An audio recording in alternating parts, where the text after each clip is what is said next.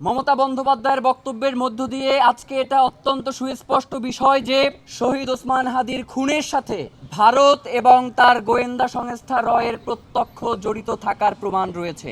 ভারতের জন্য একটি মাথা ব্যথার কারণ হয়ে দাঁড়িয়েছিলেন শহীদ ওসমান হাদি। বড় ধরনের খুন হয়েছে, কারা খুন করেছে সেটা আমি বর্তমান সময়ে ক্ষমতায় না থাকলেও আমি জানি। আমাকে হোম মিনিস্টার ফোন করেছিলেন এবং তিনি আমাকে এই ব্যাপারে চুপ থাকতে বলেছেন। মমতা বন্দ্যোপাধ্যায় এইখানে কে খুন হয়েছেন সেটা স্পষ্ট না করলেও তার বিবরণ দেখে স্পষ্ট প্রতীয়মান হয় যে সেটা শহীদ ওসমান হাদি ছাড়া আর কেউ নয়। বিবরণে ওই সমসাময়িক ঘটনার কথা উল্লেখ করেছেন। আমরা ইতিপূর্বেও বিভিন্ন সময়ে শহীদ ওসমান হাদির খুনের পরবর্তী সময়ে আমরা সংবাদ মাধ্যমে আপনাদের মাধ্যমে জানিয়েছি যে শহীদ ওসমান হাদির খুনে ভারতের সংশ্লিষ্টতা থাকতে পারে।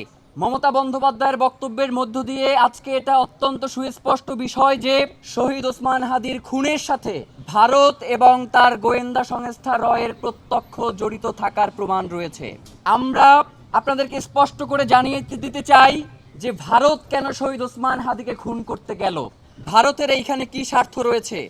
আপনারা জানেন 2024 সালে জুলাই গণ অভ্যুত্থানের পরে বাংলাদেশের স্বাধীনতা এবং সার্বভৌমত্বের প্রশ্নে যেই ছেলেটা ছিল আপোষহীন, যার কণ্ঠস্বর ছিল বাংলাদেশের মানুষের পক্ষে, যার কণ্ঠস্বর ছিল বাংলাদেশের আজাদির পক্ষে, যিনি বাংলাদেশের স্বাধীনতা সার্বভৌমত্বকে রক্ষা করবার জন্য নিজের বুক টান টান করে তার স্বাধীনতা সার্বভৌমত্বের জন্য নিজের পতাকা সামনে নিয়ে দাঁড়িয়েছিলেন, সেই মানুষটা হচ্ছেন শহীদ ওসমান হাদি।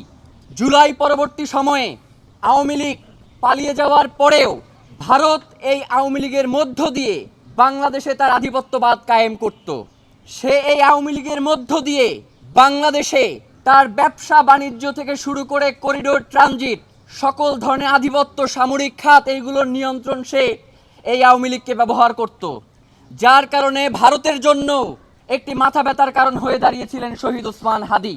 এখন এই হত্যার পরে যখন আমরা ভারতের এই প্রসঙ্গটা টেনে আনবার চেষ্টা করছিলাম, তখন বাংলাদেশের একটা মহল আমাদেরকে বারংবার বিতর্কিত করবার চেষ্টা করেছে এবং আমরা যারাই শহীদ ওসমান হাদির এই খুনিদের ব্যাপারে কণ্ঠ উচ্চারণ করছিলাম, কণ্ঠ জোর করছিলাম, তখন তারা আমাদেরকে বিভিন্নভাবে বিভিন্ন ট্যাগ দিয়ে এই লড়াইকে, এই খুনের বিচারকে বাধাগ্রস্ত করবার চেষ্টা করেছে।